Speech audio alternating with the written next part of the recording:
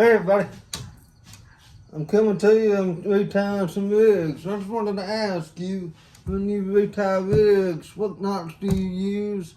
What size mainline do you use, and what size leaders do you use? I love to fish for crappie, for stripers, for catfish, for hybrids, pretty much anything on one of my home lakes, which is Lake Hartwell in South Carolina. Now, I've always been told, if you have the right kind of drag, you can catch any kind of fish you want.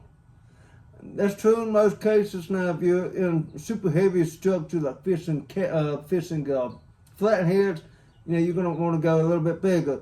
But here's what I use. I've got these, I only use Ugly Sticks. I love Ugly Stick rods. I have this one here, it's the Ugly Stick Elite. Here I've got the 4000 Pin Pursuit 4. I only use pinreels and Ugly Stick rods. I love the combination. To me, you can't beat it. Now, on all of my rods, all of my reels, I will, they're all in braid. The only time I use monofilament is when I do some crappie fishing. Now, the braid I have here on this rod is 17-pound test. And I think I've got 17-pound test on all of my lines. I might have 15-pound test on others. But I really think that light line is key. I think that as light as you can go, I think the better off you are. I think you catch more fish when you have a lighter presentation instead of fishing for stripers with 50, 60-pound mainline and 30, 40-pound leaders. I think in 8-aught hooks, 10, I think that's a little bit too much.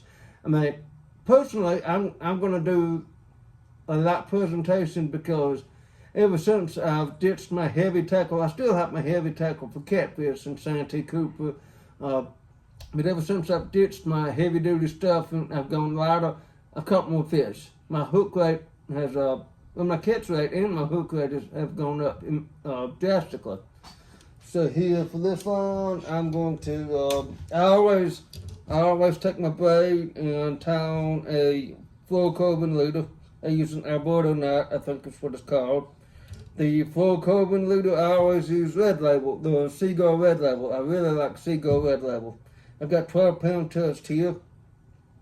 And so my main line and my leader, they're pretty similar in diameter. So I tie the Alberto knot. Let's see, let me get the Alberto knot. I don't use any swivels, especially this is going to be my rod for freelining. So when I'm doing freelining, I don't do any swivels or anything like that. I just have the main line tied directly to the leader line, and then I have it tied directly to the hook. I really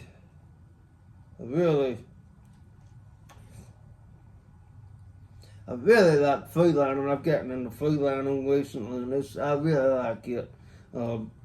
I caught a 9-pound striper a couple of weeks ago. I mean, when I do freeline, I keep them in free spool, so I don't close the bill or anything. And I'm telling you, that line, I mean, it was just pulling line out, and it was at an incredibly fast rate. That was pretty cool to see. Alright, so I tapped my Alberto knot. I tapped the fluorocarbon directly to the main line. I mean, I don't make the tags super close, but I don't leave them super long either.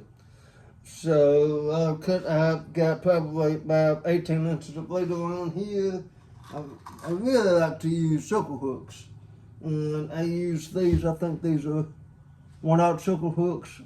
I mean, they're smaller hooks, smaller than what you see most people fishing for with stripers. Like I said, I think the smaller the presentation, the more fish you catch. That's been in my experience anyway. Now, if you're fishing at a lot of structure, heavy cover, which Lake Hartwell does have a lot of it, I would get out my heavy duty tackle, and I can do a video on that later if anybody wants to see it. But I've got it rigged up completely differently. I have swivels on those, I have feeds and all that stuff. But for this right here, for freelining, I really like this setup. The lighter the rod, the lighter the reel, the lighter the line, the smaller the hook, I think it makes a big difference. And especially fluorocarbon.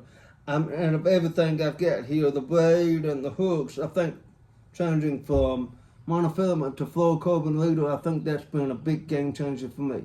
That might not be the same for everybody else. That might not be what everybody else has experienced, but for me, it has worked. I'm going to stay with the fluorocarbon leaders. For the hook here, I'm just going to tie a quick double cinch knot. I don't like that one. I'm going to get another one that doesn't have a closed tie on it. I'll tell you what. I ordered circle hooks from Temu, and that'll be the only time I order them again. I will not order Temu hooks again.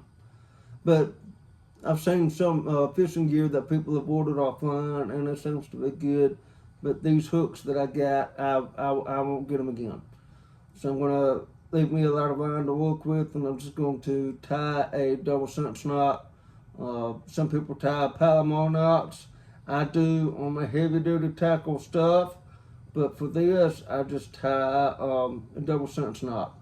I really don't know that hook strength makes a big difference. It probably does, but I just tie.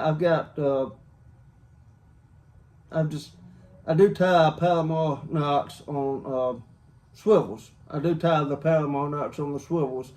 That way I won't lose my weights and stuff when I do have to break a line off. But for the most part, for free lining for hybrid and stripers, I tie a double cinch. I always sweat it with my tongue.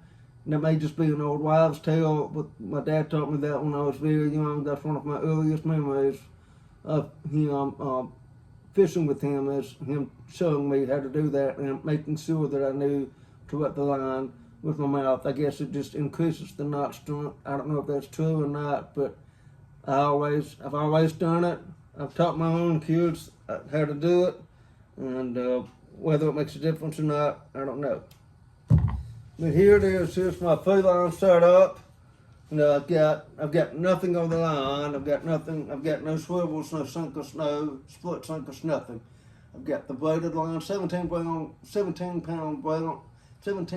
braided line tied directly to 12 pound fluorocarbon leader, and then I've got the leader tied directly to I think it's a 1/0 mosquito hook, and I really think downsizing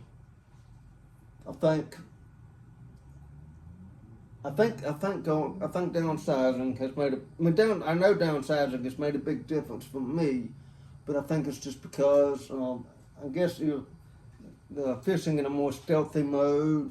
I don't think the fish can see the fluorocarbon near as good as the monofilament, but I've just noticed even with crappie, bluegill, everything, if I drop the line down, if I go as small as I can go, my catch rates go up. Same thing with stripers and hybrids. I don't take my big heavy duty catfish and my Santee stuff, I don't take that out when I go to Lake Hartwell. I've just got this right here, this Ugly Stik Elite rod. I think it's a 7 foot medium heavy. Hold on. It's a 7 foot medium heavy Ugly Stik Elite rod, and 4,000 pin pursuit 4. This combo will catch anything in Lake Hartwell. And it's a bonus if I want to do some striper fishing or catfishing or hybrid fishing down at the dam. If I want to target big fish, I can make some modifications to this setup. If I want to go into the back creeks and I want to catch panfish, brim, crappie, I can take this same rod and reel setup and make some more modifications and go straight from targeting big fish to targeting small fish, all on the same fishing tip, and I really like that. Because if I did it the other way, I would have to have a few rods for crappie, a few rods for largemouth bass, and a few rods for stripers and catfish. This rod and reel set up with the 17 pound braid line and 12 pound fluorocarbon leader and 1/0 circle hook. I can catch anything in the lake. I can put on some cut bait, and then and it would be like I'm out of the ocean. When you're out of the ocean, you just don't know what you're going to catch. Same thing here. I hope you've enjoyed it. If you like what you see, please subscribe to the channel. I would love to hear your thoughts on your rigs, what you do specifically for your lakes. I'd love to hear all of that. I'd love to see your videos, so drop a comment.